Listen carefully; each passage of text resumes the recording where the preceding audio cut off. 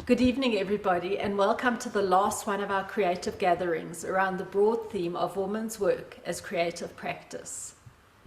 In this series of talks, we've tried to provoke, question, and reframe how we exist in the world as individuals, in community, and in relation to all other living beings. We've managed to create a space that has been simultaneously exciting, joyous, community, and also celebratory. The feedback that we've had from audiences and from speakers is that a space of safety where female creatives can say what they need to say and be vulnerable and be open and know that they are supported has been such an important addition to our creative landscape. There's a big question that I think comes out of all of these gatherings, which is where do we go from here? Where do we take this incredible community that has been created and this incredible openness and safe space? And how does our community live on and continue, and what form that takes? I want to acknowledge our curator, Candice Ellison, who has stood behind the camera the whole way through this process. She's been in the UK, and it has been so difficult for her not to feel the kind of joyous, exciting, stimulating presence of being in the room as we've had these discussions. This is the moment in which I'd really like to acknowledge Candice Ellison, our curator, who's been in the UK and unfortunately has not been able to experience the physical experience of being in this room and in the excitement and the joy that has been created through these gatherings. And Candice, I'd just like to say to you that you were one of the first people who recognized my ability as an artist and who helped me grow my confidence in my own creative process. You sat by me, stood by me, pushed me, mentored me, and helped me to reach a place where I now feel confident within my own creative shoes. And I understand that that's how you frame your role as a curator. And I also understand how much of your curating has been focused on female creatives in South Africa and Southern Africa, and how you've really tried to create space for all of us female creatives. And I know for sure that this program would not have happened without you. It was your inspiration, it was your confidence giving, your contacts with artists, you and I working together late into the night, moments with your child sitting on your lap, moments with a crying child, moments when you sneaking out of meetings to try and help me with a problem, etc. And I'm absolutely grateful and appreciative of what you and I have created together. It feels like the series of talks has been building up to a crescendo, and I think that this is the moment of that crescendo. When we start thinking deeply about our impact on this earth, we start thinking about materially, socially, environmentally, and otherwise how we engage with each other and on our earth in this age of the Anthropocene. What are our moral, ethical, and material responsibilities? What traces do we leave? How do we walk upon this earth? And I understand that there's a lot of huge questions that need to be asked around climate change and environmentalism, but there's also very small questions that need to be asked. Because when we look somebody in the eye and give them a smile and say hello in a respectful, kind, supportive manner, we make that person feel valued and feel appreciated. And I think that there's such a lot that we can do in this world using small gestures, along with obviously our huge gestures in looking at the way that we walk upon this earth and the traces we leave. I'm really excited by the group of artists and thinkers that we've managed to pull together tonight, because each one has a unique and interesting perspective to add to this discussion. Because we're on Zoom, there are one or two kind of house rules that we should be discussing. We've muted all the mics at the moment. If you'd like to say something, you have the option of either typing it in the chat or otherwise raising your digital hand. As soon as we get onto the Q&A section, we'll give everybody a chance to ask their questions. And I would just like to say that it's been so heartening to have the audience and to have people really engaging with the talks as much as the creatives who've presented have. And I thank each one of you for being here and for supporting our process. And with that, I'm going to hand over to our wonderful curator, Candice Ellison, who's going to run us through the evening. Thank you.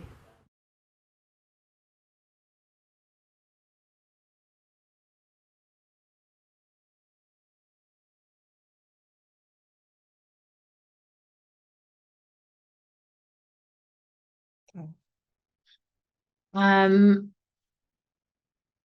Good afternoon, everyone. Um, Thank you, Bev, for that introduction. I don't know if it was just me, but I think that the video paused a little bit in some sections. But thank you so much for introducing me and for introducing today's gathering. I am Candice Ellison. I'm the curator and the co-organizer of the Women's Workers Creative Practice Gatherings. And I just want to start off by saying a few thank yous. First of all, to Bev.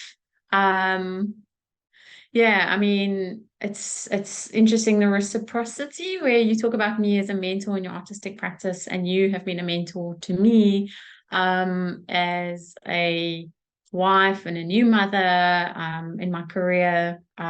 So yeah, thank you. I think we've learned a great deal from each other over the years, and I'm blessed and privileged to call you my friend. You've been the inspiration for these events and definitely the driving force, making sure that logistically everything has been pretty much perfect. Your energy, work ethic, professionalism, and hosting have been incredible. You are immense. Inan, our tech extraordinaire, patient, unflappable, available all hours of the night. Thank you from the bottom of my heart for the many hours you have put in to make sure that everything has been seamless. We could not have done it without you, actually. The Origin Center and Tammy, thank you for hosting the in-person events. Tammy, thank you for fielding all of the emails and the RSVPs. I don't think I've even met you in person, but your presence and your support has been felt. All of the prompters and the speakers for your time and for sharing so generously in every gathering, and Langalihle, aka Lady Day, for providing the nourishment that has sustained the conversations that took place after the in-person gatherings. The National Arts Council for the support through funding, which has allowed us to financially acknowledge the labor, the time required by the speakers and prompters to participate in these types of events. And everyone who has joined us today, I'm really excited to see some names, people who are zooming in from all around the world. It's really great to have you here with us, so thank you. Can I read my own handwriting? So I want to introduce today's topic very briefly with some of the text that Bev wrote for the concept note, which we sent to the invited speakers and the prompters. And just to leave us with some questions before we get started. So despite the wounding and trauma of the world we live in, we still feel the shimmery golden threads that bind us inextricably together. Focusing on our relationality and entanglement raises questions about the traces we leave, materially, environmentally, socially, and otherwise. We are obligated to think about both our ways of knowing, what knowledge we take in, how we make knowledge, and ways of being, how we live. This includes our individual and collective responsibility and ethical and reciprocal conduct to how we hold community as we coexist together to Mother Earth and all living matter within her. What is above me? What is below me? What is around me? What is behind me? How sensitive am I to my context? What is my complicity to materials, plant matter, living matter, Mother Earth herself? What is my complicity to the connections, the human? Can we formulate an ethics of doing, of being, of seeing, based on the collaborative values germinated in this creative laboratory or gathering? And I just want to echo something that Tracy Muranek, who was the prompt of the second gathering, what she said about spaces don't exist until somebody creates them, and then other people might have the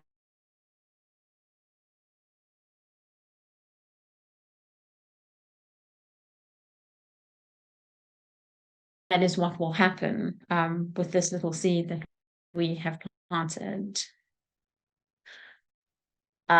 With that in mind, I would just like to take a moment to acknowledge all of the speakers today.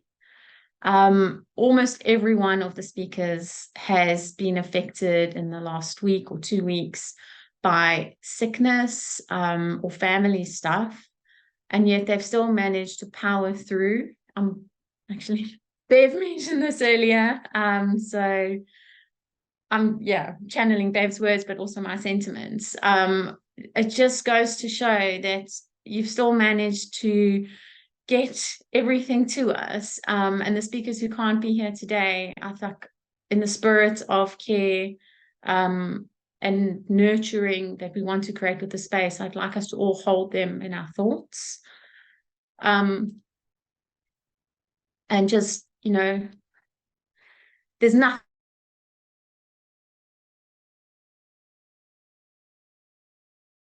And I think as women, we feel that extremely acutely, the guilt and the disappointment. So I want to introduce all of the speakers. Unfortunately, Jess isn't with us today, and she hasn't been able to get her presentation to us, but I would still like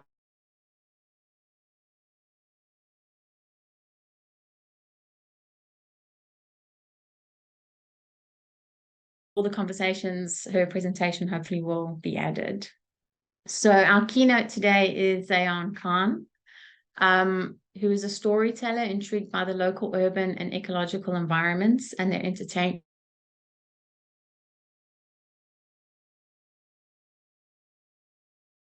Work finds a resting place in the nexus of land, seed, and food as a means of understanding the world. Dr. Jessica Webster is a contemporary painter whose critical writing and artworks are engaged with the poetics of agency in the face of climate change and trauma, informing her contribution to local cultural ecologies.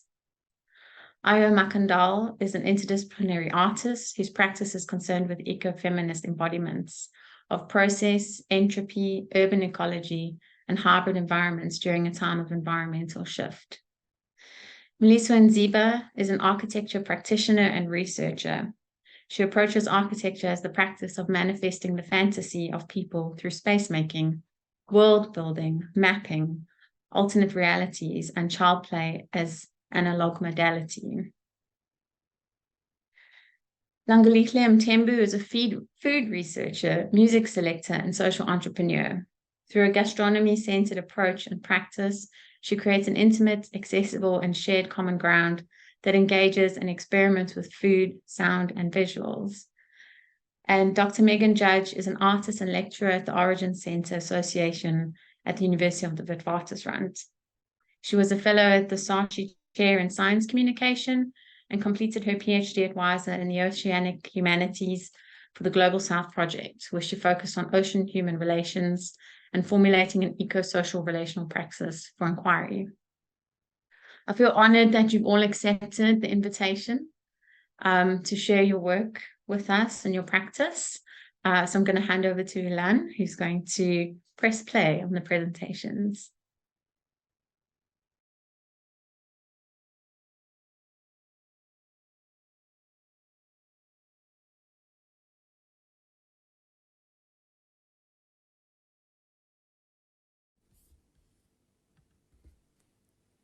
Spectacular entanglements in the rooted spaces, the places I found I can make myself fit, places dark and musty, or bubbly and fuzzy, places where I feel welcomed and called to, comfortable and uncertain, places where I do not know anyone, well, no one human, that is.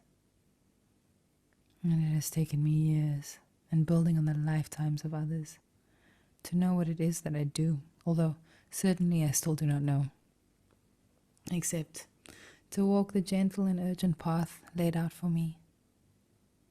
In full trust, I place one foot in front of the other hand, and wave my hair from my shins across the soft winds that gesture the way forward and backward.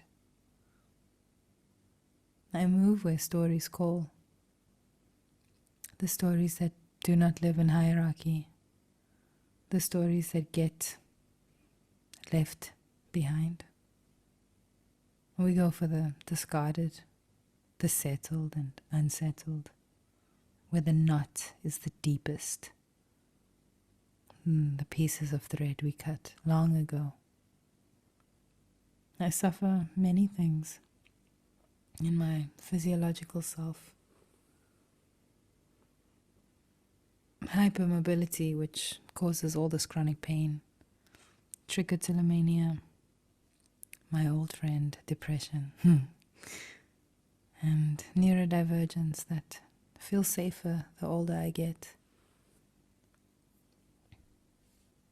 And tangled in all of this, I surged through some powerful orgasms to birth through some powerful surges that urged through 2 powerful babies. Almost twins, but really, not really, just very close in age together that I am only recently emerging from babyhood. My youngest has finally untangled himself from myself, learned the final boundaries of where my body is mine and his body is his. My breasts are mine, and no longer does he need them. And a gentle weaning it was, for which I am so grateful, because the sun is ferocious with me alone. Of course, I am his safest place, even if it frazzles me so. He has uncovered his Aries horns, which is fine, because I've learned how to sharpen my rhino horns. Motherhood is overwhelming for me, but it has shown us our highest joys and unraveled the parts of my creative forces I thought I needed permissions for. Being a parent taught me to siphon time, to be courageous with what I know and throw silence at the cuck that steals me from me. It can also teach you a lot, and to do a heck of a lot with what little time you got, and do it well.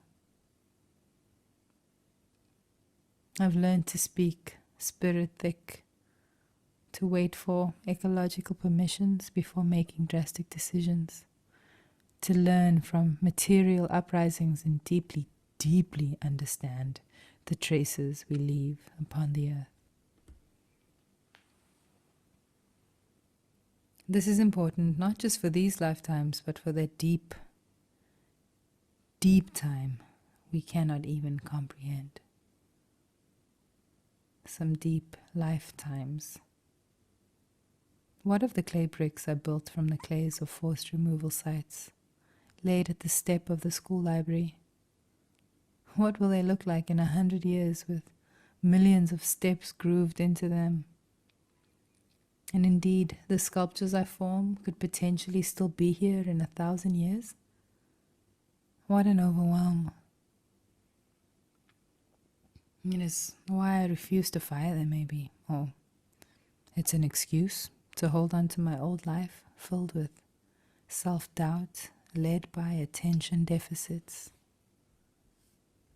Working this clay, harvesting, processing, discarding, recycling, to see the mother wasp collect this clay for her nest in a land that is mostly sand. What a richness this must be. A beautiful blue body coming again and again over weeks, collecting, mixing saliva and molding her work for her brood. It is so much effing work, motherhood. It doesn't stop. Not that I'm afraid of work, but the labor enters new heights of maximum. Emotional labor, spiritual labor, mental labor, physical labors. It also teaches heightened ways of care and weaving new methods learnt in the entanglements to be gentle in the fierceness and fertile in my leaves, ensuring future nutrition for the rooted spaces when these leaves drop and decompose and feed me again. Sickness has fallen our household, in a very wet, post-COVID, first year at preschool kind of year in the Cape. We have been sick for months. My voice feels like it will never recover. It makes me laugh, that bittersweet laugh though. We really let our oily head down in the day zero months of 2016, hurtling towards no water in our taps in the most severe drought we have seen. Sterile was not on our agenda, and sickness didn't come then. Then COVID came, where we said final goodbyes to loved ones over video calls. We were not allowed to attend funerals, but we saw our loved ones buried in plastic. COVID was sterile, forefronted everything. So much high percentage alcohol, so many masks, so much sanitizer. I feel as if the traces of plastic and the trauma it left behind were covering the huge disinfection spaces that gave rise for many damaging viri and bacteria to thrive. And now it's as if this microbiodiversity is readjusting. The microbes that make us suffer are leaning into their thriving livelihoods with all this damp cold and new pollen season. All of them being so successful at making invisible life. The political landscape of who gets to live and die, who gets to survive, who gets to thrive, often as an afterthought and not at all intention. And it takes time, but at the same time, like the work this garden has been over the years we have lived here, we've seen insects thrive and what we consider overpopulate this land we live on with them. For example, first, as we tore out moldy 40 years old chipboard cupboards, earwigs were everywhere. They made themselves known for the first year. Then, as we changed up the garden and pulled out invasive thirsty plants, we let the garden lay fallow for a year. Mostly due to that first heavy belly pregnancy that saw me bedridden for months. In that winter, the nasturtiums took over, making perfect canopy umbrella bodies for all that live at Ground Zero, nestled away from the birds and the geitjies and sun-loving lizards. This meant that snails and slugs took over the following year when we cleared the nasturtiums to let the sun meet the seeds again. Imagining them in their umbrella-bodied cities. The snails were overwhelming, but they didn't bring in new birds and we'd never met before.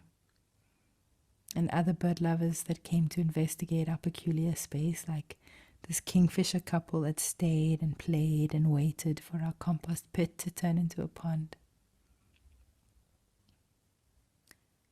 The year after, we had this huge flux of caterpillars, but slowly we're starting to see so many predators, finally, mantis especially. My pajama shirt I had hanging for too long on the washing line was lazy days melting into lazy days. And finally I took it down and I slept a solid night's restless rest with it. And that kind of restless rest a full moon brings. But this being the beginning of Ramadan, the moon was only a tiny sliver. And when I changed in the morning, I saw the massivest mantid egg sac I ever did see. Asleep, a whole restless rest with me under my arm. And how did I not feel it? How did I not see? It was thick as a finger. I walked out to do a garden check that morning and found another mantid egg sac. But tiny, tiny this time. Attached to the car's boot cover that was sitting out overnight. It felt like a graceful scale to balance my days within. Especially so early in the morning and especially at the start of such an auspicious month. Exactly 1 year after giving birth freely and by myself in our home. As my husband stressed about tending to an almost 2-year-old and tried to fill a birthing pool we never needed in the end. We live on a big flay in the south of the city. There's water everywhere. And we come to live here because in the 70s, decisions were made to create a gated community, which is actually uncommon here. Sand was taken from Philippi not too far away and dumped onto the flay, burying however many bodies lived at the moments and places where the sand dropped, where the bulldozers drove. I mean, it's obvious once you know that, but somehow it didn't click for us. It wasn't obvious from the road that this was all flay. The desire for a gated community was driven by trying to create safe white houses in the Mediterranean style to keep white people safe. This didn't work, of course, even through all the attempts to force out any people who were not white. The gates were never erected, and 40 years later, that initial community is getting old. Their houses are too big now that all their children have moved out, and more difficult to upkeep. And so it means it's more affordable for young families like ours, and many other young families like ours have moved in over the few years we've lived here. And we knew we had to live here. Walking into the home and out of the courtyard, I saw 2 young boys run out of the side door and into the garden. Similar heights that I thought, maybe this is our future child and their friend. This home called us and we knew it was right. I have a lot of visions while I'm awake, seemingly inconspicuous, but as time goes and the vision becomes part of my life, I can only laugh and see that walking the gentle and urgent path laid out for me is really the only way I can go. And now, when I enter the courtyard, 2 young boys run out of the side door into the garden. Similar heights because I birthed them 22 months apart. And I send prayers into the water that they remain friends for all of their days. This home has held and healed me. The immense work we've put into it and the big dreams we birth inside it. I have been able to reflect on the traces I have left upon the earth and seen time and time again how knife blade thin my scope of living is.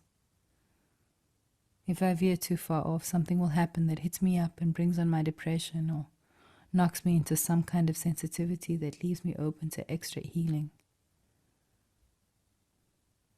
So knife thin means hard boundaries and less detritus and burnout, less drama and less future trace of commonplace. And boundaries are invisible too, curious and flexible in some ways, but makes me exceptionally porous to the traces others leave behind, to the spirit natures that invisible worlds bring. So much bigger than this visible world. And once we realized that the place we live and love and dream in was built on the invisible bodies of buried flay beings, we decided to do what we could to honor those lives that were lost and continue to be lost, to mourn the ancient ecologies beneath us.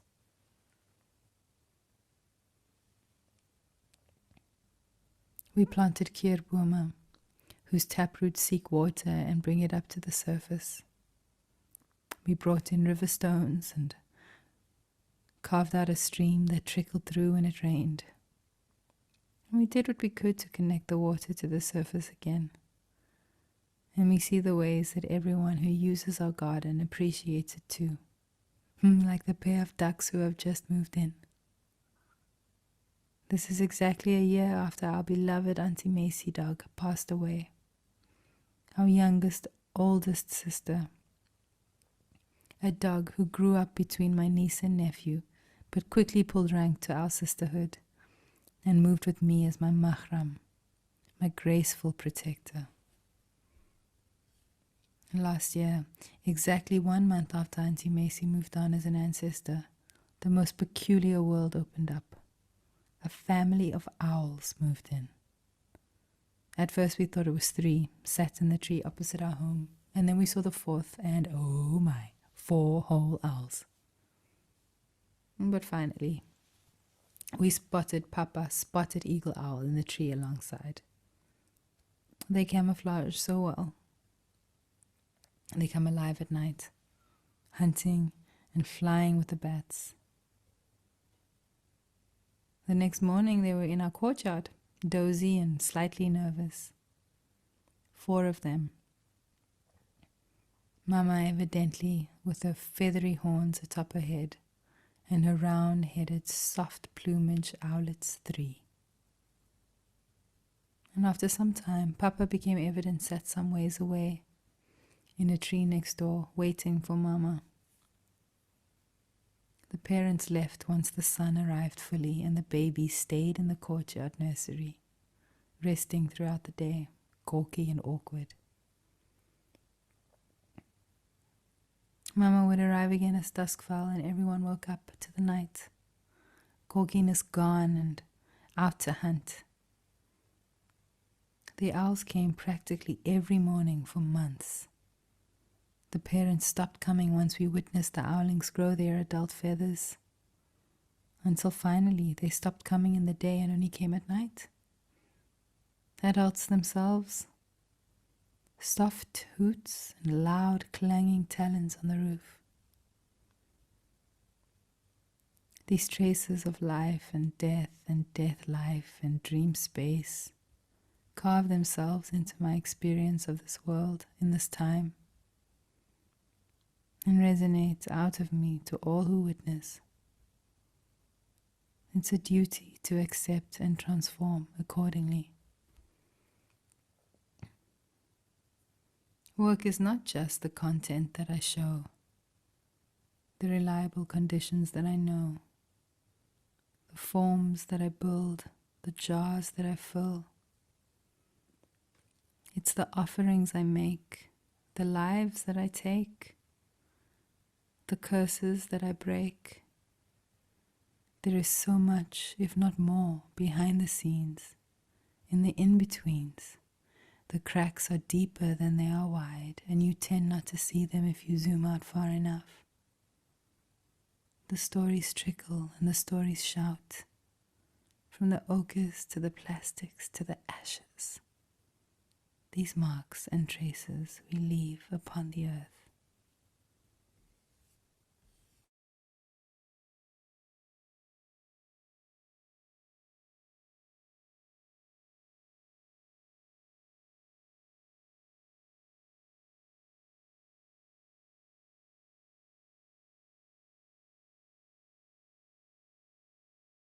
Hi, everyone. Firstly, please excuse my voice. I've just come out of a cold and lost a bit of my voice, so I do apologize in advance for my croakiness, but I'll do the best I can.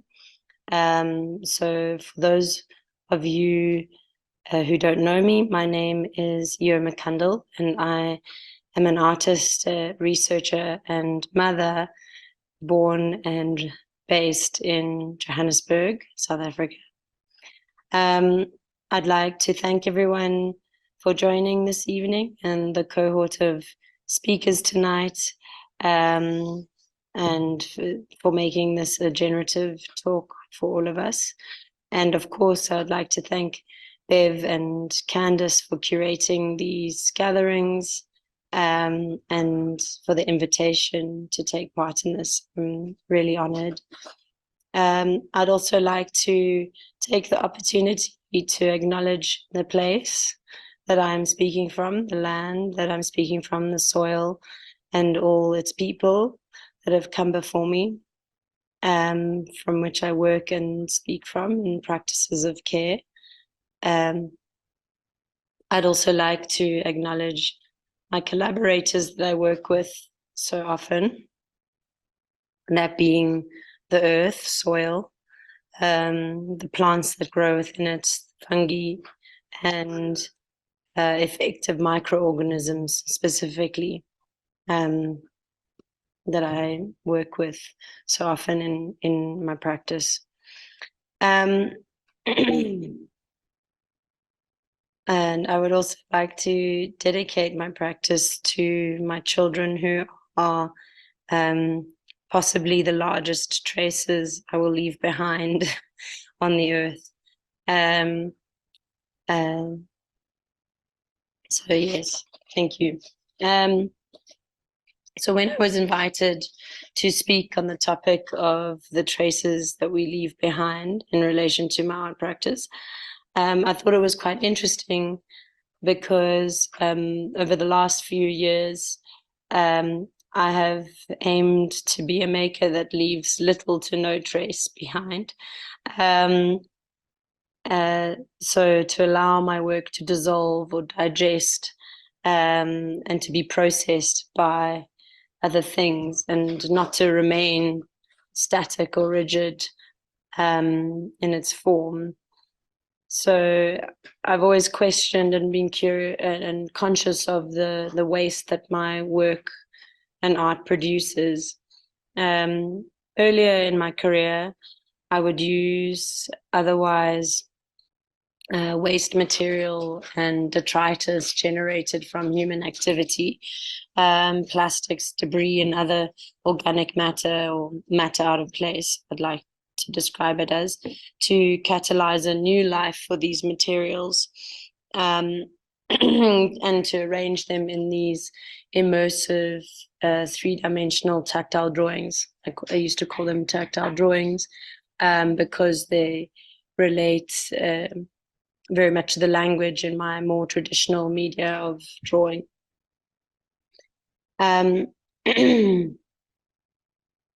So over the years, I've collected a lot of discarded objects and matter and materials, and I have this growing collection of an archive of material things to form part of a library that I work from in my installations. More recently, I've become increasingly interested in using materials that will keep being processed and that leave no trace. So, for example, with the tactile drawings, I used a lot of plastics and artificial materials, whereas now I've increasingly started working with soil and mud and clay and organic matter and effective microorganisms as a way to engage with the environment, and in a way that is not subtle but sensitive to the environment, and that it is material that can be processed back into the ecosystem. So I'm interested in the traces and potential future traces that are being generated by human beings. I'm interested in how these traces may be read in the future. And recently, during my residency at NIROX Art Foundation, I encountered these two contrasting traces, or I like to think of them as traces for the context of this talk. And the first example is that I had the honor of visiting the Gladys Vale caves in the Cradle of Humankind. We went down into the earth and we're looking for fossils. And then the opportunity to visit the surrounding gold mine tailings in the west of Johannesburg, which was on the other spectrum of this trace that is left behind by some humans. For me, both places are a kind of trace taking on the kind of spectrum of what we are capable of leaving traces to. And this then made me think about an area that I've been thinking about for a while, about this idea of agri-scars, when you zoom out on Google Earth and look down the Earth and see the kind of patterns and forms that industrial agriculture creates on the Earth's surface, you see these grids and crop circles, and they make quite provocative traces on the Earth. From these agricultural practices, so that's something that's been interesting me. And that those kind of conditioned traces juxtaposed the kind of natural undulations and forms and patterns and lines from the Earth, just from being in existence with rivers and mountains and astrological activity and whatnot. So one of the other things that I've been really interested in is this object of a grass cutter blade or cord rather, that is used to cut grass. And for me, this object is a really provocative object in that it's kind of found all over the place within the landscape, within parks and wherever grass particularly is being conditioned. And when you see this thing, you might not know what it is at first glance, and when you think about it further, you kind of start to understand what it is used for and what it signifies. So this object of this red, very vivid red plastic remnant from this process is found in the landscape. I've started to work with that within my work as this signifier of this process of conditioning and constructing landscape and conditioning nature to human means and habitats. That's another thing that I'm interested in my work is the kind of urban ecologies and ecology in relation to the human architecture and human cities. And how interested in how these ecologies are adapting.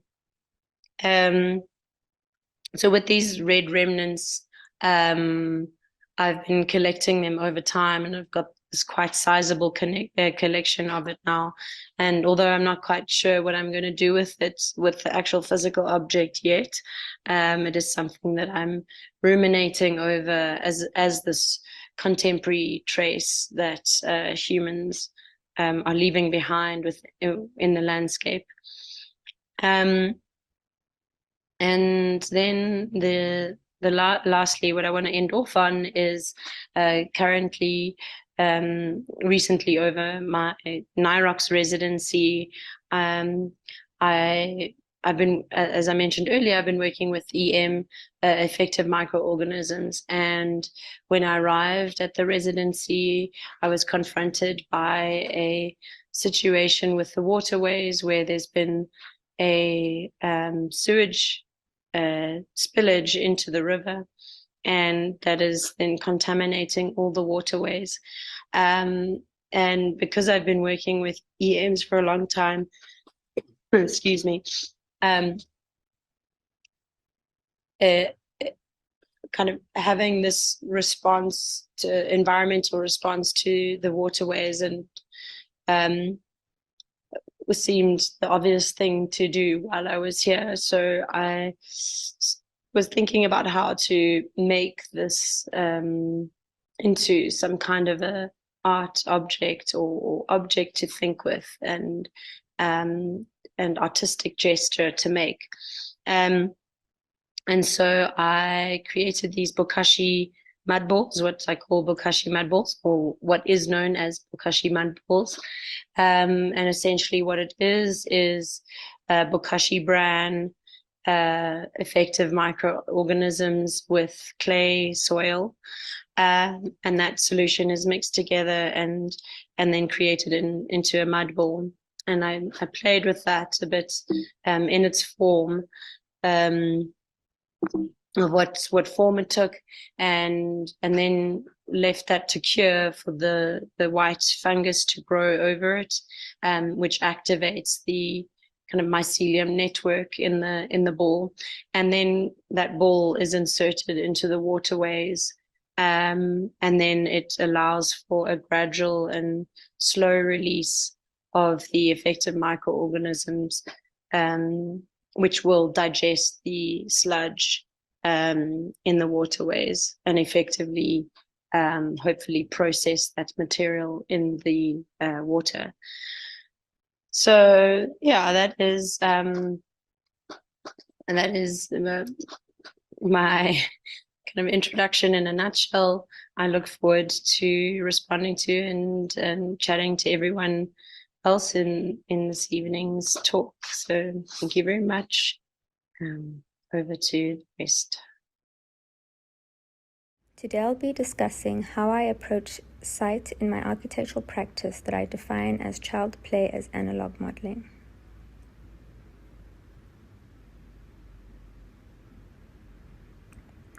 My master's thesis, Thoughts of Sand, a reimagining of Black childhood through critical fabulation, explores the myth of Black children in South Africa growing up faster than children of other political races. The work approaches architecture as the practice of manifesting the fantasy of persons or people through space making. In South Africa, the apartheid regime employed spatial segregation to produce a utopic vision of reality, in which Black South Africans were rendered invisible. It was an architecture of fantasy. Thus, Black children were denied their childhood in order to fast-track their entry into adulthood, so as to justify their sole function as labor on the periphery of this fantasy. In current-day South Africa, Black childhood remains continually erased through space-making. The study makes use of sand play and critical fabulation as narrative devices to make sense of the spatial condition created by the Sao Jose shipwreck on the ocean floor off the coast of Clifton Fourth Beach in Cape Town, and proposes a passage along the coast of the African continent from the site of the shipwreck to the island of Mozambique that bridges the journey home for the drowned child slaves to their final resting place. Before our world was created, there was the sky world high above the endless waters. In this world, children like us were stolen from their homes and carried across the surface of the water in vessels to distant lands. One day, one such vessel that we were on fell out of the sky world, and we were plunged into the endless waters and plummeted towards our final resting place, the seabed, for we could never return to the sky world.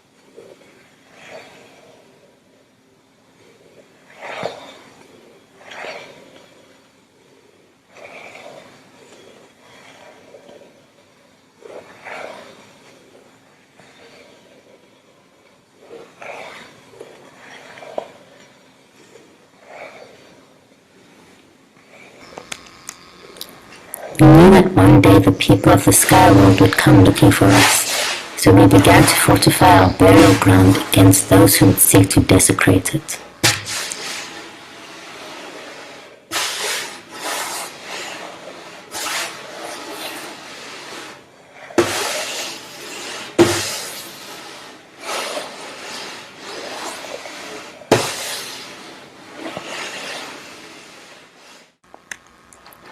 For centuries we built and rebuilt forts of sand on the ocean floor to conceal our home.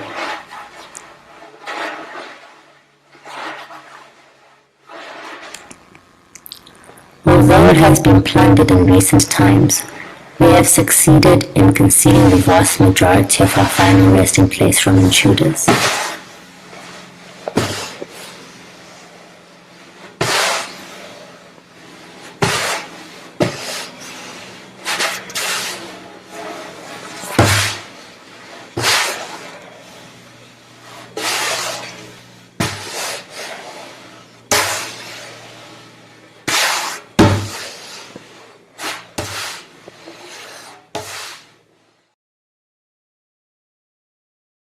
In 1794, a Portuguese slave ship called the São José Paquete de Africa embarked on a journey from Mozambique to Brazil.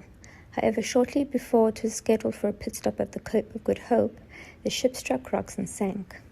Of the 512 slaves that were on board, 212 drowned. The remaining slaves were sold the following day in Cape Town. The site of the shipwreck is off the coast of Clifton Fourth Beach and may reach as far as Cape Point. In identifying my site as the site of the shipwreck, I set out to create the parameters in which my proposition would unfold. The parameters were guided by the artifacts found on site, archival evidence, and the site conditions that were reported by the divers of the Slave Wrecks project. It was within these parameters that I used critical fabulation, as defined by Saidiya Hartman, to fill in the gaps in the archive through world building. Forts of Sand is a creation myth narrated by the spirit of a child slave who perished in the São José shipwreck, that maps and encodes the series of events that have unfolded at the site since the day of the shipwreck 229 years ago. The creation myth maps the spatial implications created by the shipwreck as well as the natural conditions of the site. The myth also maps what we cannot see, namely the shipwreck, the remains of the child slaves, and their spirits.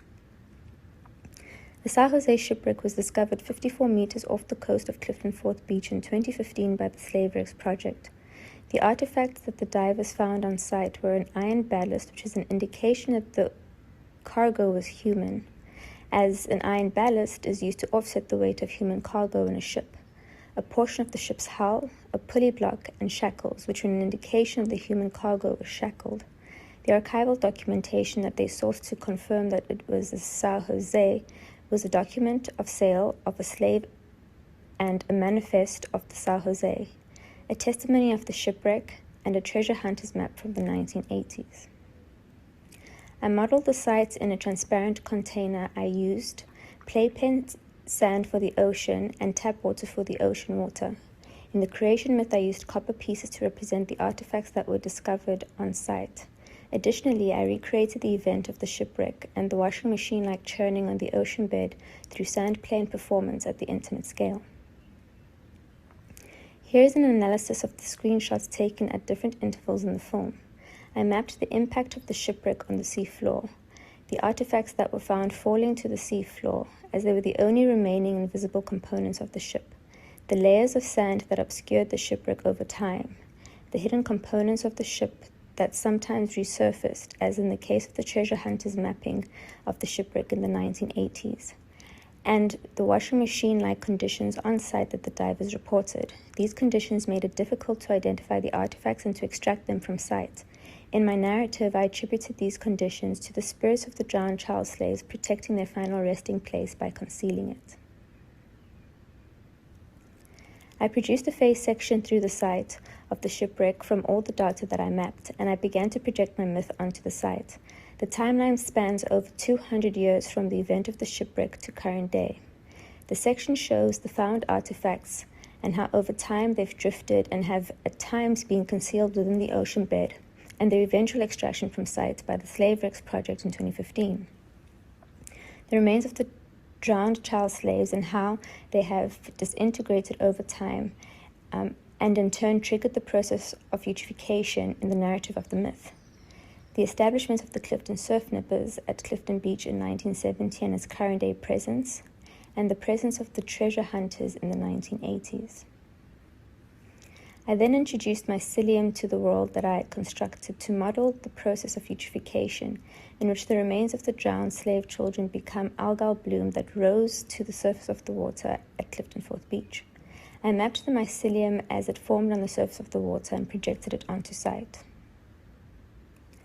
I proposed a fourth passage, in addition to the first passage and the interrupted middle and third passages of the São José, from Clifton Fourth Beach to the island of Mozambique, which was to be the children's final resting place.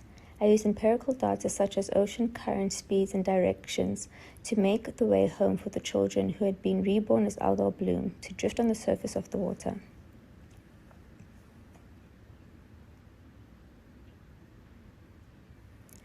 The final proposition was the colonization of the chapel of Nossa Senhora de Beluarte on the island of Mozambique, which is also believed to be the oldest colonial structure in the southern hemisphere.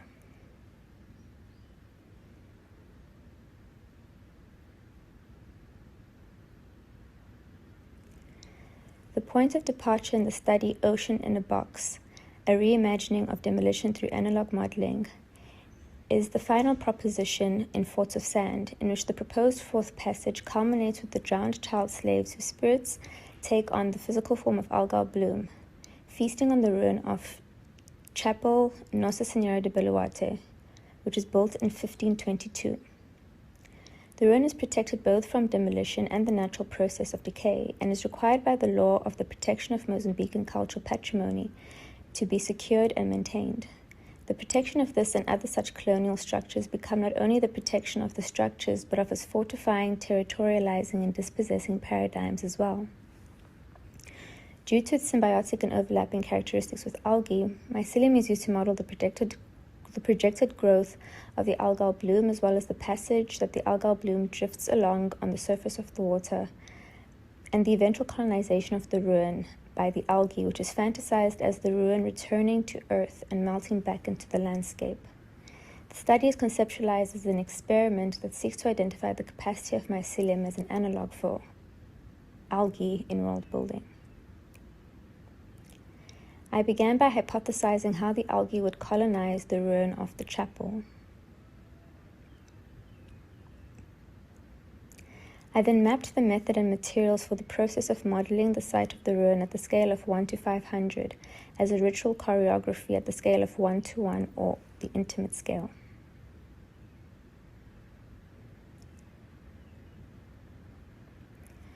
These are weekly observations that I made of the mycelium growth on one of the models during an almost 2-month period.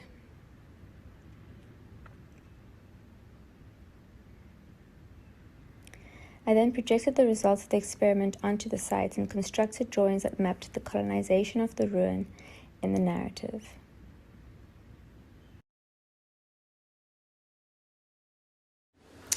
My name is Langelihle Mthembu. I'm a food researcher, a music selector, and the creator of Atea, a research-based food and wine sonic experience. My work is inspired by how cultures and history share space on the continent by celebrating ways, styles, and behaviors of food by experimenting with the contemporary ways of tasting and imagining South African Creole food. My practice is a personal journey to learning the different oral histories of ingredients, recipes, and food, investigating how, when displaced, we use food for comfort to create and reimagine home recipes and share them with others and our communities. Atea is a bi-monthly intimate dinner hosted by myself. It honors both food, sound, and the intimate foundation of community and friendship. Through stories and generational strategies of survival and thriving, Atea seeks to bring forward narratives to weave together our food systems, intimate traditions, and ways of eating. Food and memory.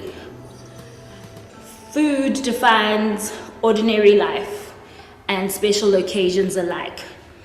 It can create pleasure and provoke shame, a vehicle for stories. It prompts nostalgic and inspires utopian dreams. It embodies generosity, community, and culture. So when you think of home, you think of security, warmth, comfort, and of food. Food memories can be pleasant, recollections of your favorite childhood sweets and snacks, or less pleasant memories of foods that once made you sick or nauseous. Either way, taste of these food is usually significant and brings back detailed memories of past and childhood homes. Sensory memory. The process of eating is more sensory than any other experience. It involves the process of information derived from all senses. When we eat food, we do not only see its appearance and we taste its flavor, but we also smell its odor, feel its textures, and hear the sound while we chew it in our mouths. For the past 3 years of my practice, I've been going through different food communities within Joburg at the moment, and involving myself within the communities that are created based on food, from your Cyril Dean, which is mostly an Asian market, to Mayfair and Fordsburg, that are mostly engraved with like very Indian and Turkish food. They have pretty much sourced out all of these oral recipes that I've thought about, and histories of people moving from their homelands and creating these communities that are basically based on food. I'm interested in these stories compared to my own stories when I felt displaced, moving to different cities and living there and feeling like food was the only thing that I would be able to use in order to create communities. And throughout history, I end up finding all of these different stories that connect people or connect the way in which food navigates within the country.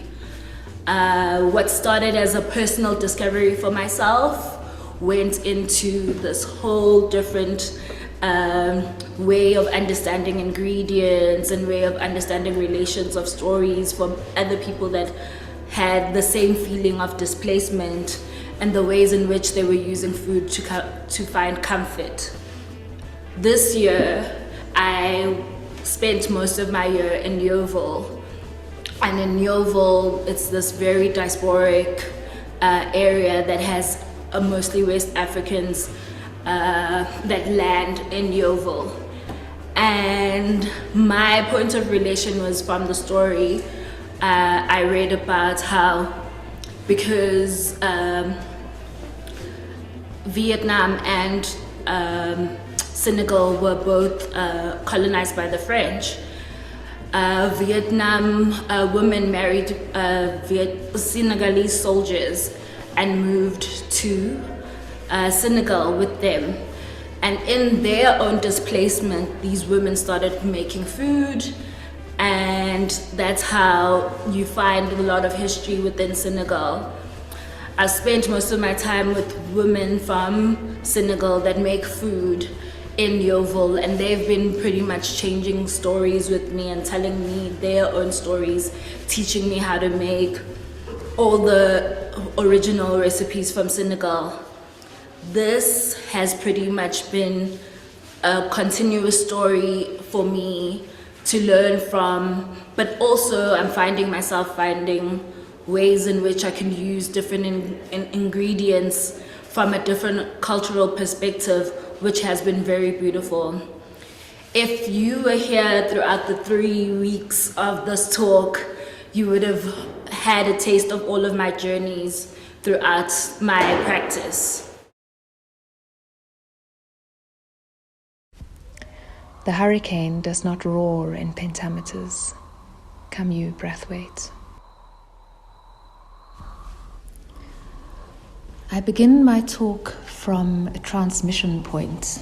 A point of transmission node, and reception that a hole. opens in both directions.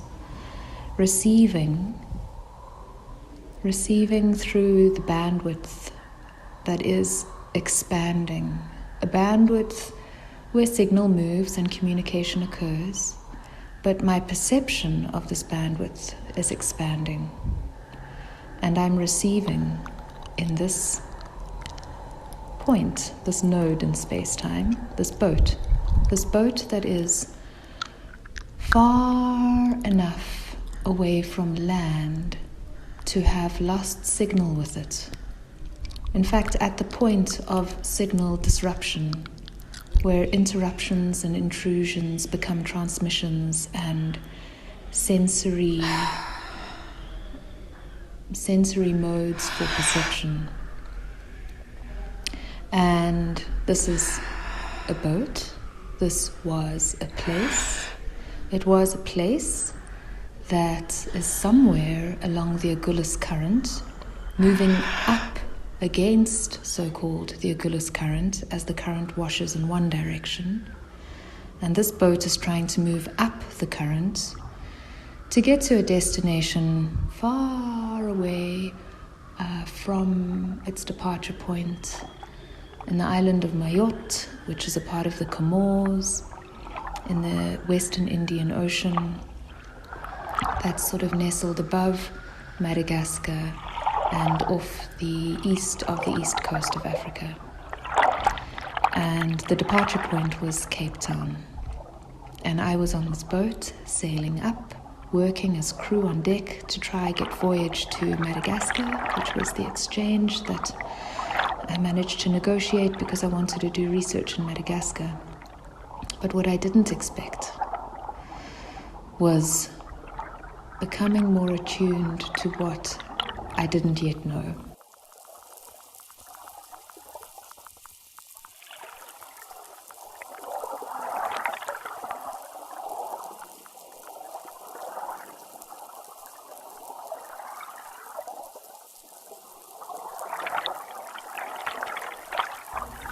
Which has become an ongoing interlude that I return to and make sonic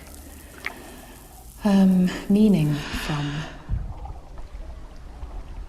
So this boat, somewhere in the waters, in the waves, in the sensitive waters of the Western Indian Ocean during tropical cyclone season, moving against the current, was trying to grasp at signal, but found itself in static. At least we were, the people on the boat. And as we lost radio signal and the connection that it holds and has to land, those comforts, those terra firma knowings that are so bound up in language and word and the affective kind of surrounds of transmission, which was at that time the weather report, and a very interesting character indeed who was delivering this report that I grew very fond of, and through which I found connection to other lonesome sailors out in the ocean who found connection with us. We could feel that we touched through the radio signal as we plotted our locations and coordinates and gave updates about what was happening with the weather. As that broke away, so did my grasp to everything that was land-informing position in ocean. And we turned then to the ocean as informing us about where we are.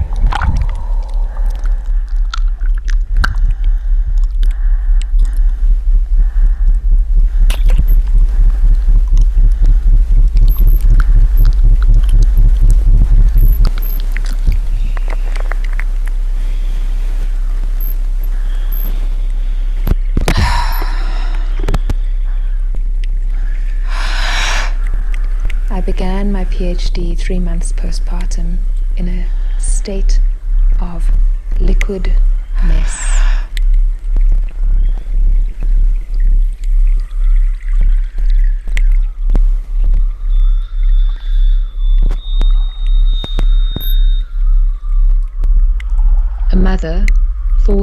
like a whale's carcass, from surface to depth, going to pieces, saturated and sloughing.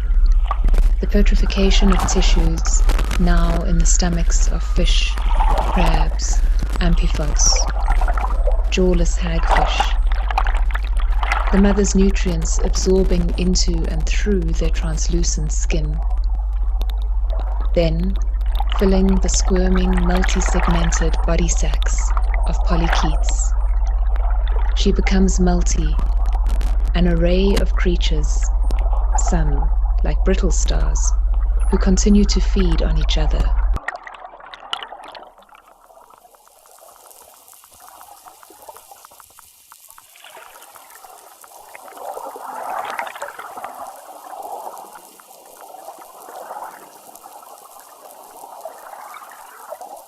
Just as salt is washed into walls and finds its way down to corrugated iron and sets off an autocatalytic process that is otherwise known as rust.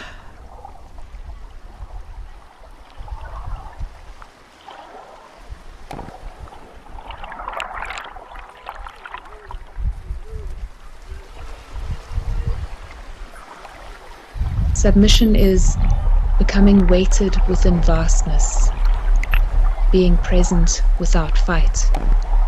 Submission is unbecoming into communities that become each other.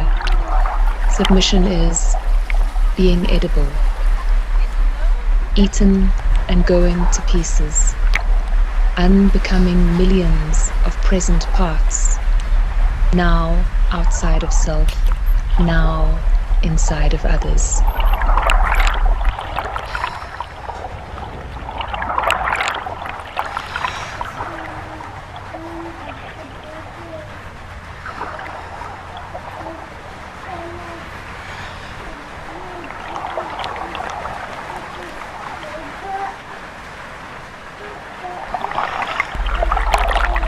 How to submit to becoming partially permeable as you become partially permeable.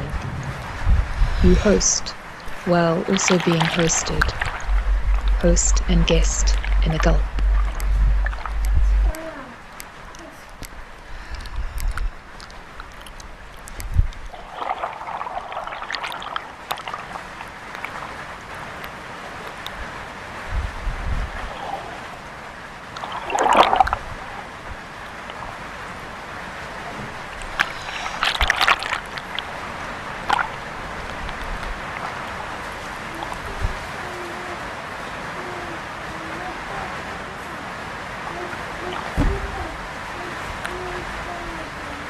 The communication of such buoyant potentials asks what it means to fall toward buoyancy.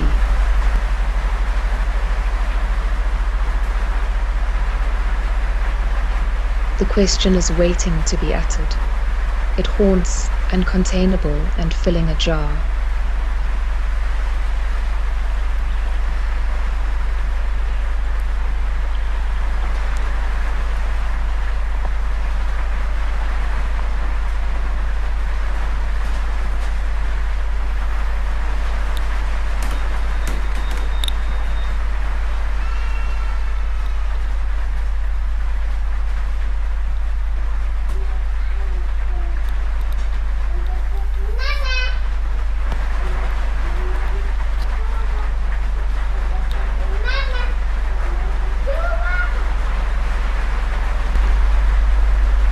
Just as the atmosphere is never quite neutral in the continuous electrification of ionizing air, these eddies discharge gradually through their rims and centers.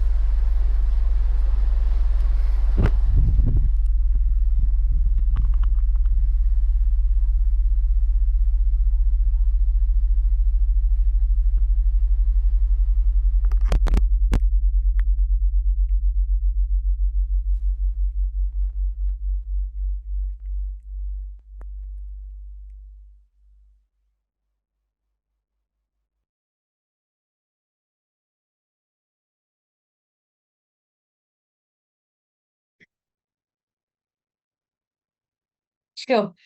Wow, that was incredible. Thank you to all of the speakers for those beautiful presentations. I can see the huge amount of time and effort and care that you've taken to share with us your concerns and your thoughts about the topic, and your deeply personal connections to the earth, your surroundings, the environment. I'm really amazed. I'm speechless.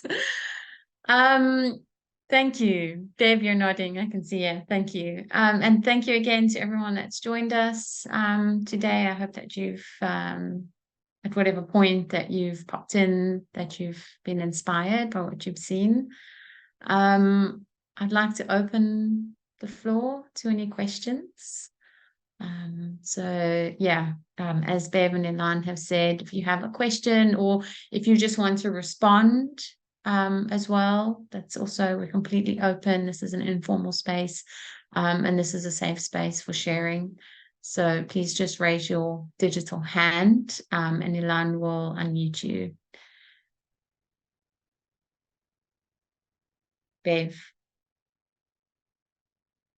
wants to kick off the questions. I'm so blown away by each one of you. You are just absolutely incredible. It's just, yeah, I literally have no words. And I guess I picked up on two phrases which I thought were so beautiful and so aligned. And Megan spoke about being partially permeable, and Zion spoke about we are porous to the traces others leave behind.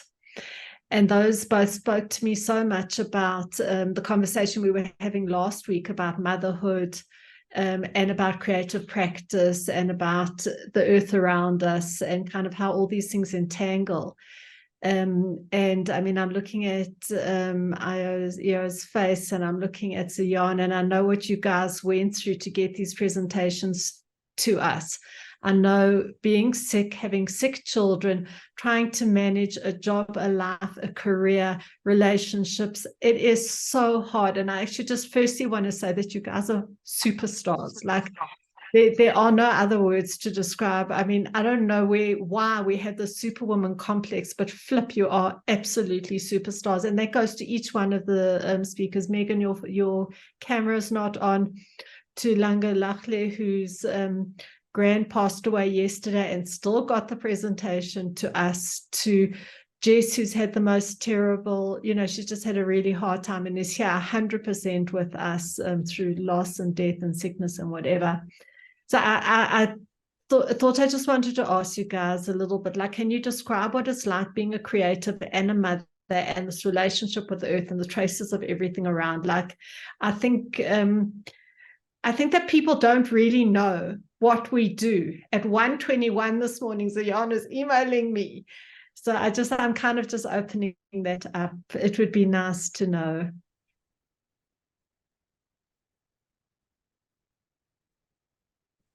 Thank you, Bev. It's nice to see you face to face. And thank you everyone for those presentations. I've been moved.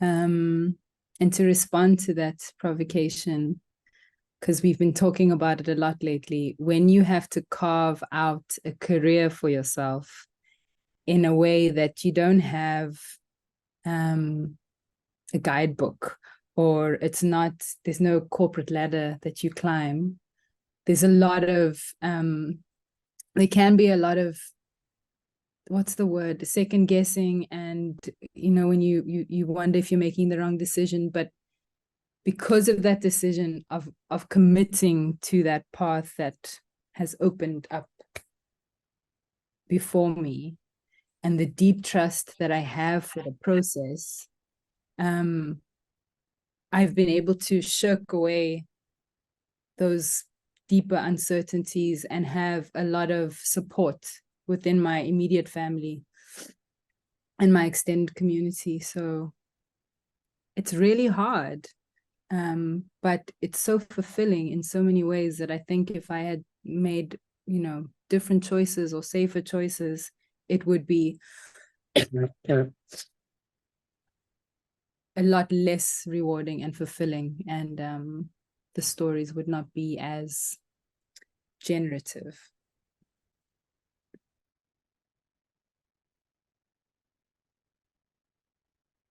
Hi, I'm so sorry. Can you hear me?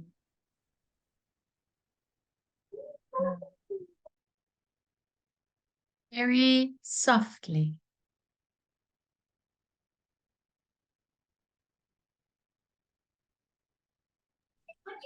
Hi, am I audible now?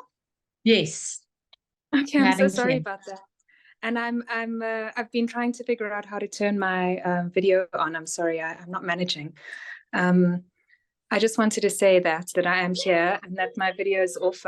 I'm sort of I'm caring at this very moment as we speak, and I've been listening in, and it's so wonderful. And okay, I will, darling. And what I wanted to say is that honestly, what's kept me afloat through this is your work, everyone who's shown work here, and the work that is happening alongside the work that I'm doing in the world. It has given me such incredible encouragement to tune into the potentials of what I do, and to open my eyes to work with landscapes, seascapes, materialities, presences, and to take creative risks inside all of this, while trying to balance this very dry kind of academic pursuit, which is also very informative and interesting, but somehow asks for a lot of reclaiming within it too. And yes, I certainly have struggled with the kind of wet-dry divide, and my work has very much been trying to sort of bring those together. And it's really the juice of other people's work that has given me the encouragement to find those kinds of porous spaces where breathing together and breathing into and through each other's different atmospheres becomes possible, because we are in such a incredibly divided and unrested space in South Africa. And I think that that's been very much a guiding and orienting point for me as I do my work. And so listening into other people's work and sort of finding those porous holes to breathe through and with and alongside has been incredibly critical. So yes, thank you so much for this gathering, because it's just such a reminder of that. And it's such a, I feel a kind of one of those wonderfully kind of moist spaces where we can somehow sense each other.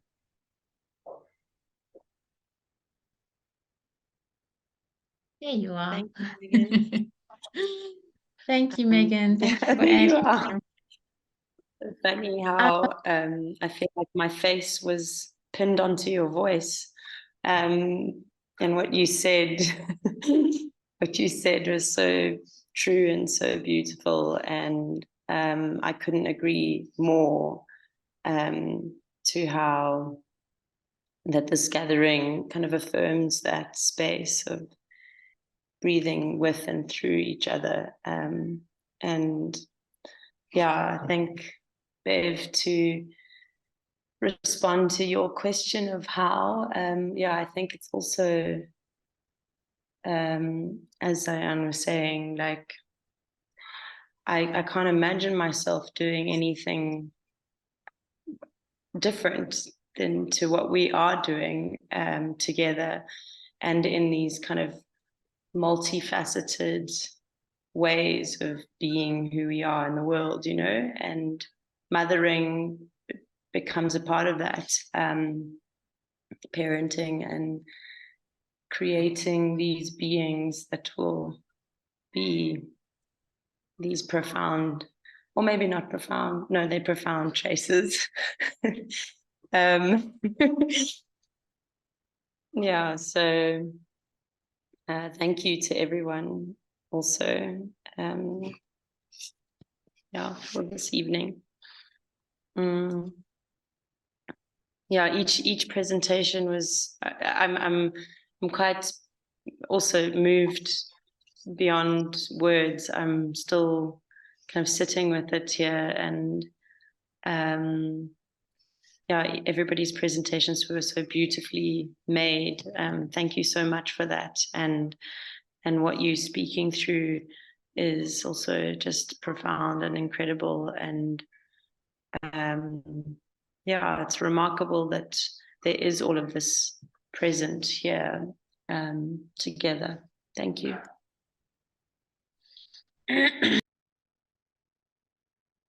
Diane. I get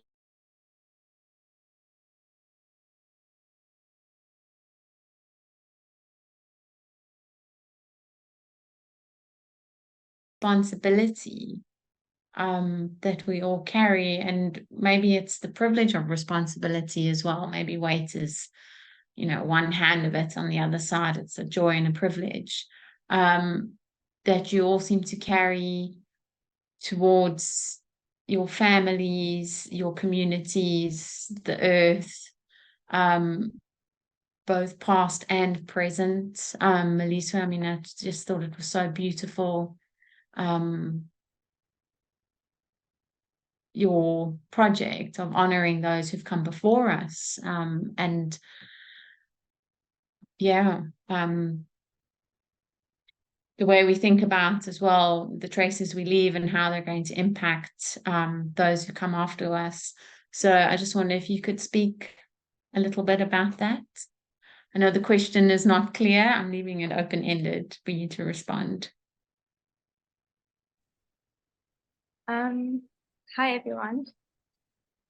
So, you know, I'd say that in my practice, I've been, you know, initially I was making sense of, you know, how one can communicate specifically to children and Black children who are my primary audience. You know, concepts of colonial and apartheid spatial planning, that legacy, but to be able to communicate it to them in a way that a child can access it. And so that was the beginning of my inquiry, and something that I explored when I was doing my honors degree. And I actually explored it through a series of paper toys. And leading into my master's degree, I was already working with play and fantasy and storytelling. And we were introduced to the site of Cape Town. And beyond that, we were free to choose a site of our choosing.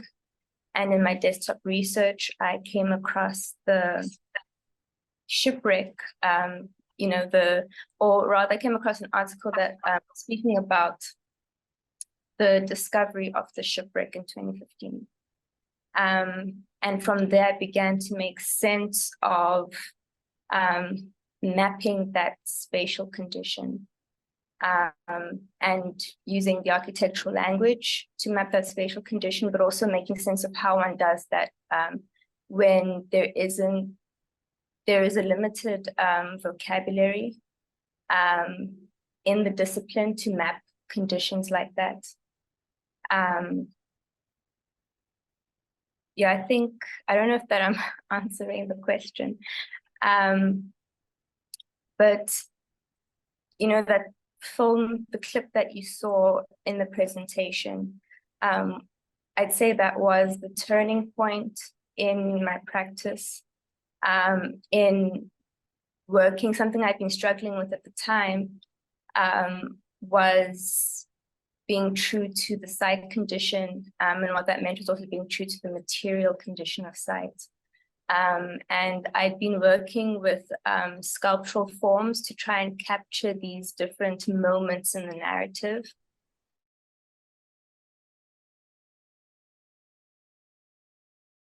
Was that it wasn't accessible, but it also wasn't an honest representation of the condition that I was trying to map. And that's when, and I'd been exploring sand play since the beginning of the year. But at that point, I actually, that's when I constructed this this little universe, or like this little world in the plastic container, where I modeled this underwater condition of the seabed. And then through play, through storytelling, actually then mapped the different moments in that narrative, like the shipwreck hitting the ocean bed, like the layers of sand, or mapping the water, the washing machine condition of sight that was reported by the divers, and how that in turn created a condition where the sand would reveal but also hide components of the shipwreck at times. And I think so that process was extremely freeing, because up until that point, just when myself, just as a practitioner, I'd been very much in control of the process. It's something that I struggled with, always wanting to control what the outcome would be. That was the first time I got to relinquish that control, and almost, like get lost in the condition of sight, and almost transporting myself to that condition.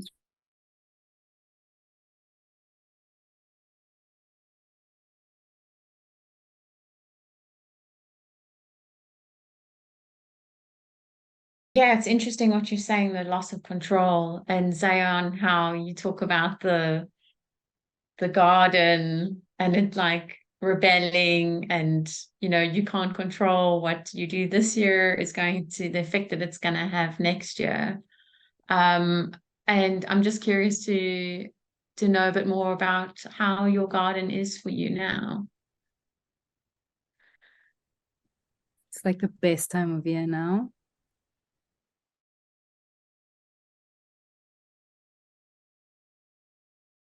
The winter and everything that thrives in the wetness, and then that peters off very gradually as the rains come at night, sometimes in the day, and then the days are warm.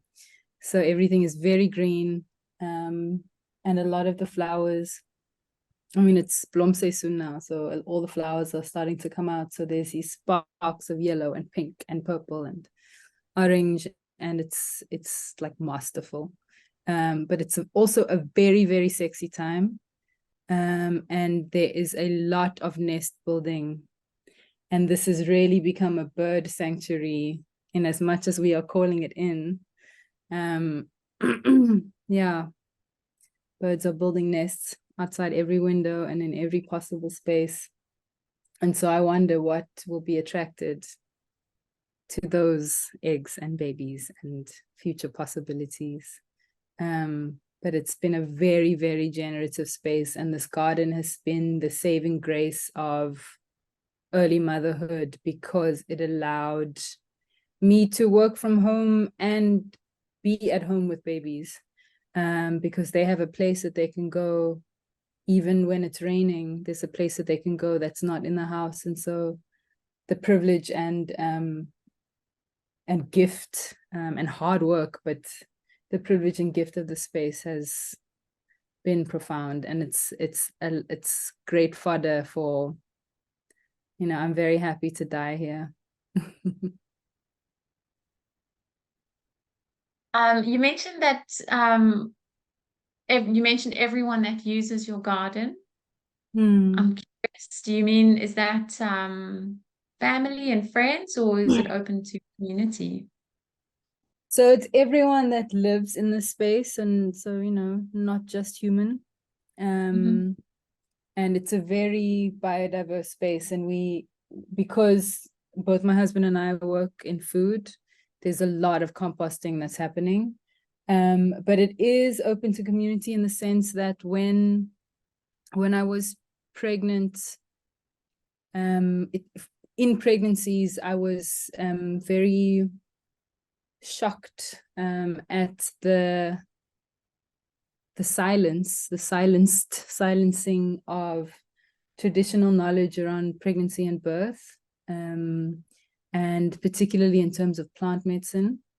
As someone who birthed outside of the hospital system, I needed those medicines, and so I needed to do a lot of research. And so I started to build that into the gardens and have these plants here and start that process again for future access, and just really, in beautiful sacred ways. And then I grow a lot of so part of the honoring those that are beneath us here in the Flay, a lot of the garden is as minimally upkeep as possible. And so it's a lot of stuff that is Strandveld vegetation that technically could have been here if this was Sandy Flay.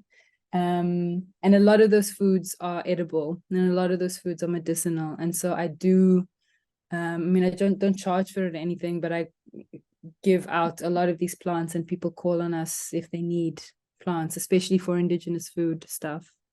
So yeah, in that way.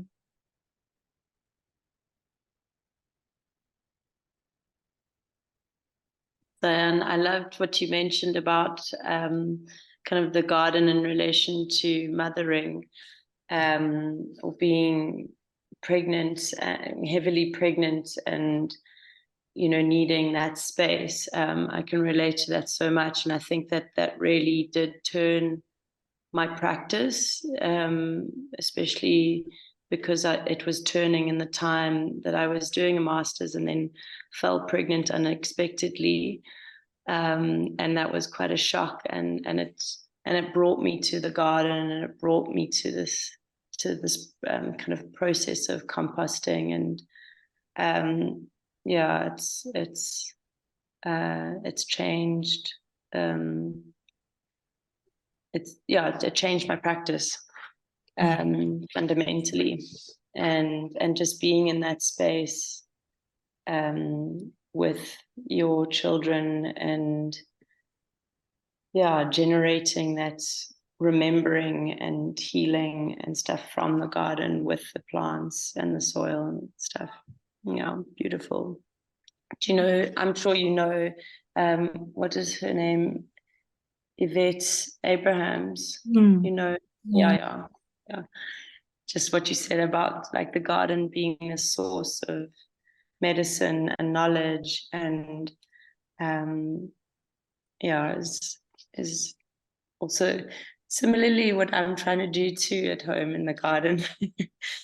Kind of that becomes your extended pantry and pharmacy. Thank you. Thank you.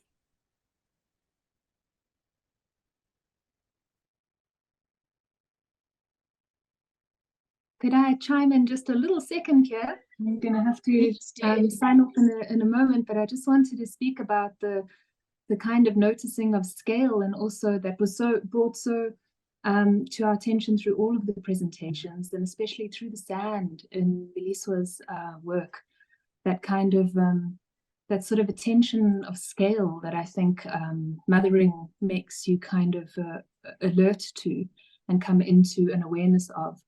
The kind of incredible minuscule activity that also sits next to this like really large kind of governed huge processes that are overwhelming and just kind of too much, and really needing to pay attention to all of that, which I think is a lot. And Zayan, I really appreciated your mention of neurodiversity and the ways that mental health play up when you mother, and I think that does a lot in terms of informing practice, actually. So I felt at home, and when you said that, it was a relief. I feel that too.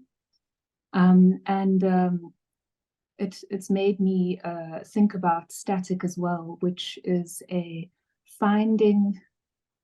the sound of presences being weighted in weight. So things that arrive in the present moment from all sorts of different temporalities, and some finished, events that have already occurred in the past, arriving right now, sounding immediately in the present moment, and the weight of that, and then a consideration of self in that weight, and how to be present amongst all these presences in a way where you find rest is just, I don't know. I think there's a justice in that I'm still really wrapping my head around. So trying to find rest with presences, and then, you know, thinking through what it feels like to be present. So all the discursive thoughts and kind of discomforts and issues and things that come up around that are political and interesting and necessary to move through in order to find a kind of a weight, a rest within your own weight. Yeah, I just wanted to add that. I have to go. Got knocking on the window, sorry. Bye, Megan. Thank you.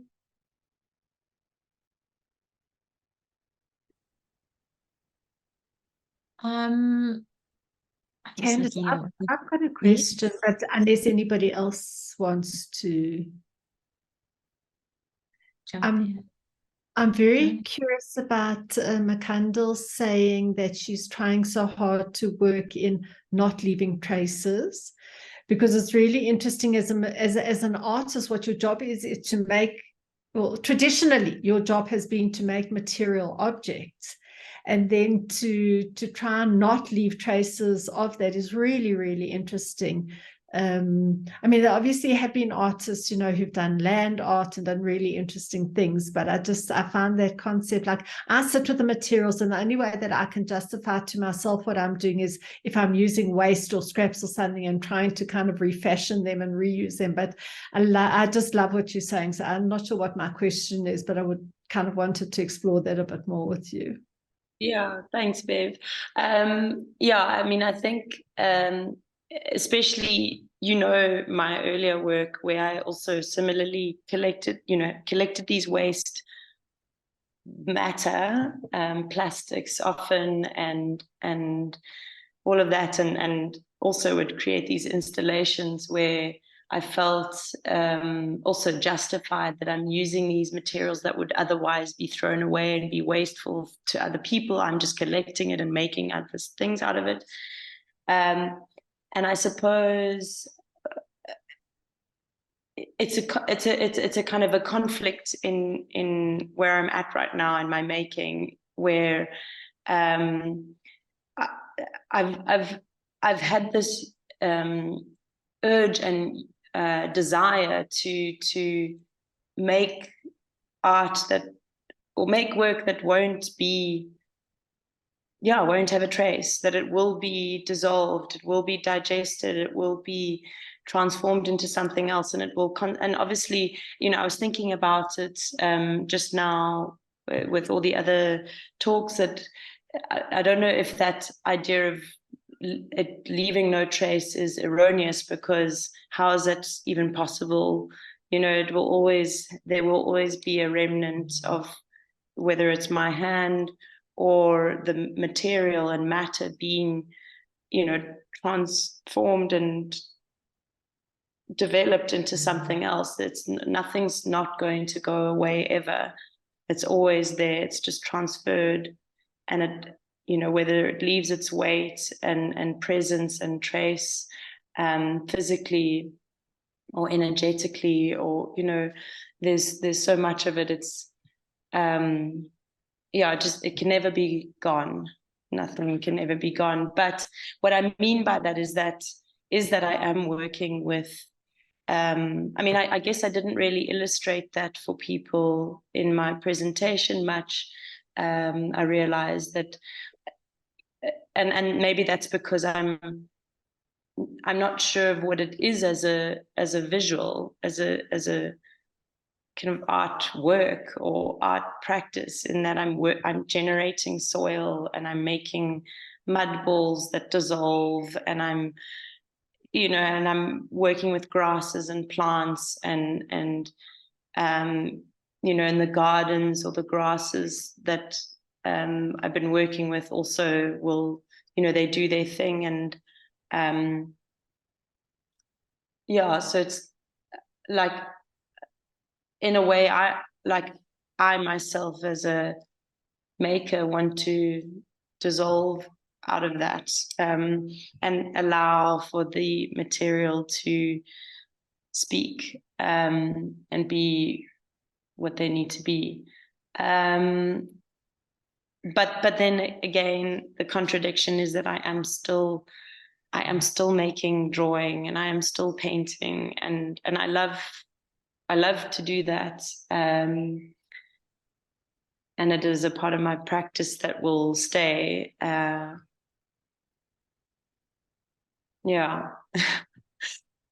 Yeah, I don't know if that answers you.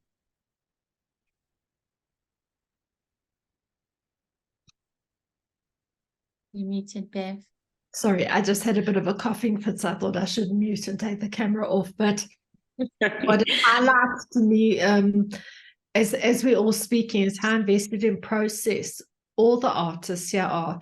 And it's really much less about an end result than it is about this process.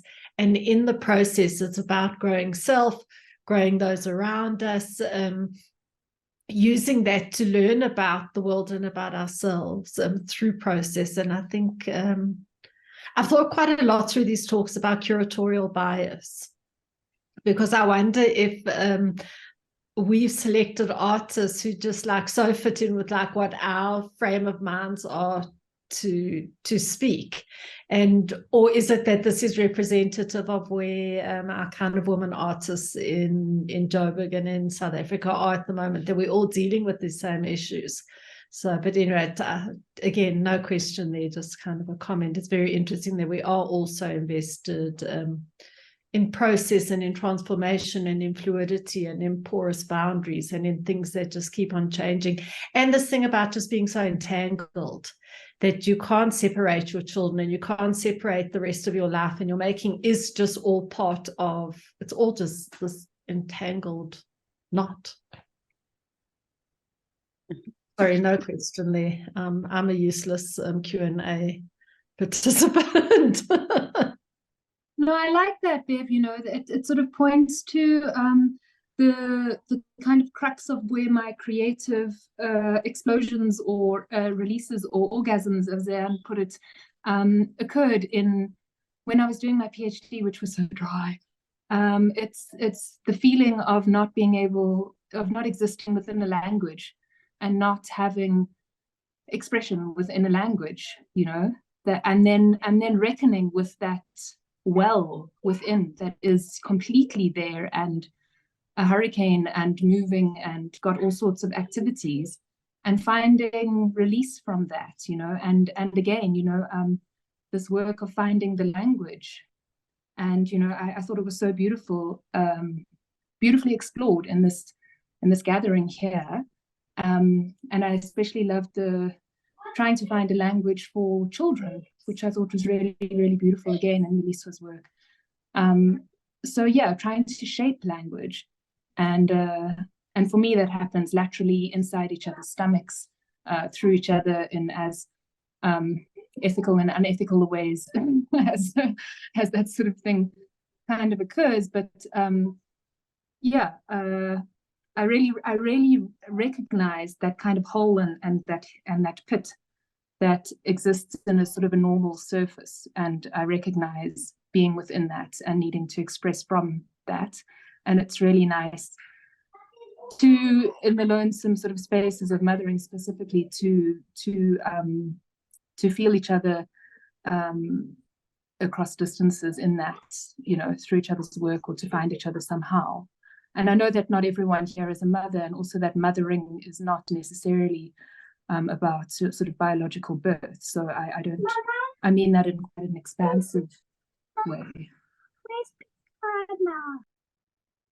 Yeah, thank you, Megan. I think for all of the speakers in all of the sessions, there really has been this very evident attempt to find a language or to communicate what previously has been invisible. And I think centering motherhood, nurturing, you know, relations to our mothers as well and our grandmothers, to our materials, to yeah, it's been really powerful. And just again, thank you to everybody who's made these conversations, these gatherings, what they've been. I think we've got 5 minutes left. If there's any burning questions that need to be asked, intrusions and interruptions, it's okay. I love it. I love it. I think questions. Otherwise, I've got just a point about the body and going back to our very first session that we had, which was about the body. And I just think there's such a strong link between every one of the talks here tonight, every one of the artists and the body and the senses and the waking up the body. So I don't know if anyone has anything to say about that, but I just think the link is so strong.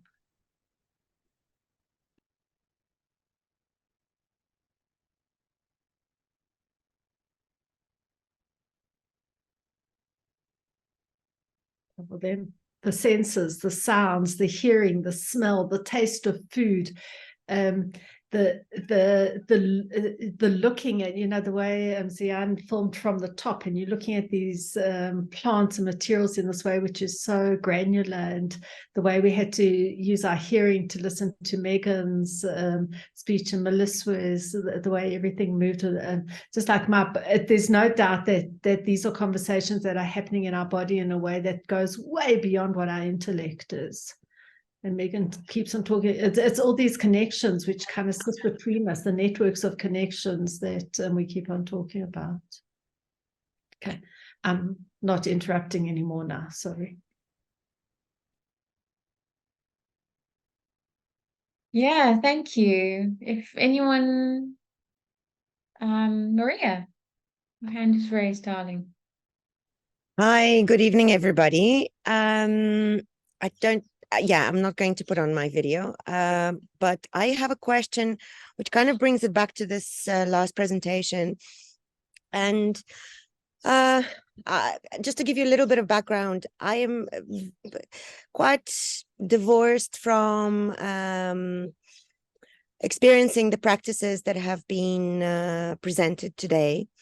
But I'm very interested to hear from the artists of potential strategies that I guess community-based organizations could, suggestions for potential strategies that community-based organizations could implement to bring kind of broader visibility to these incredibly, how can I describe them?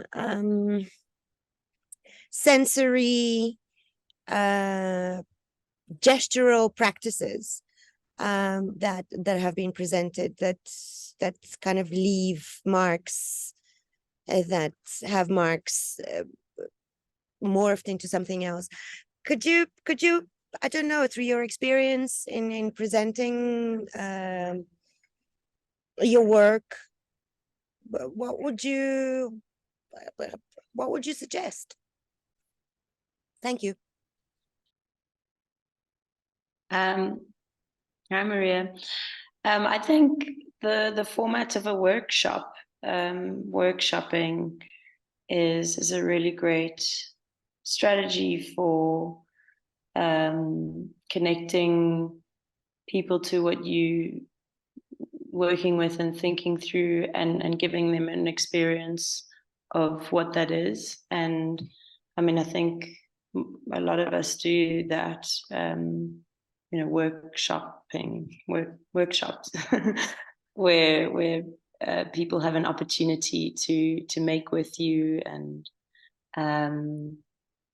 to encounter your kind of methods of working through things. I don't know if anyone agrees with that. Ask another question, Danielle. Do you not think that being in situ is also super important? Because then the experience becomes somewhat more visceral, more visceral. And experiential, I guess, learning through an experience is has an impact. I mean, I can imagine like cooking in Day's kitchen, or I mean, in situ. Do you mean how do you mean in situ? Like in Well, of course, the immediate example that comes to mind is a building that is situated in a city, like for instance, is the bag factory, and the need to kind of come out of it in a sense, because it is so divorced from the tactility of things that are somewhat natural.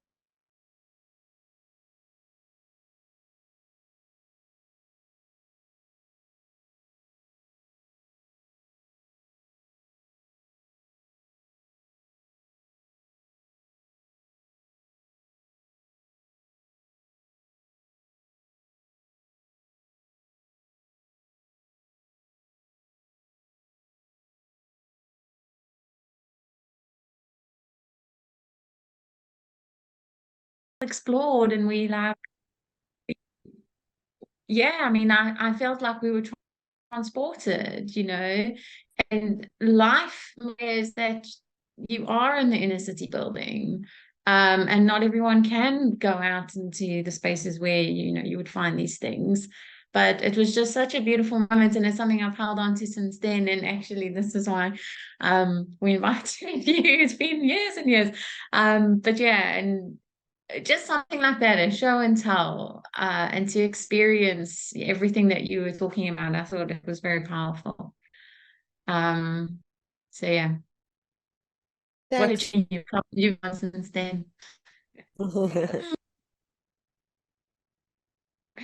thank you. I think we have come to the end of the session. I know people are leaving. It's dinner time for you guys. I think we're an hour behind.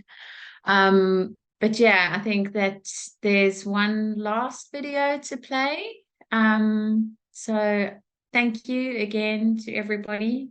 Thank you, Bev, for all your hard work. You can I know you've appreciated everything, but we're also happy that it is now over for now, and then we carry on to finding a way to document all of this. So Ilan, it's over to you. Thank you. That's been the most stimulating and exciting and interesting conversation, and I hope that it's left everybody with a lot of food for thought. Thank you so much for joining us for this incredible series of creative gatherings. It has been my honor, and I feel it's so grateful in my heart for everything that has unfolded through this process. Thank you for joining us, and good night.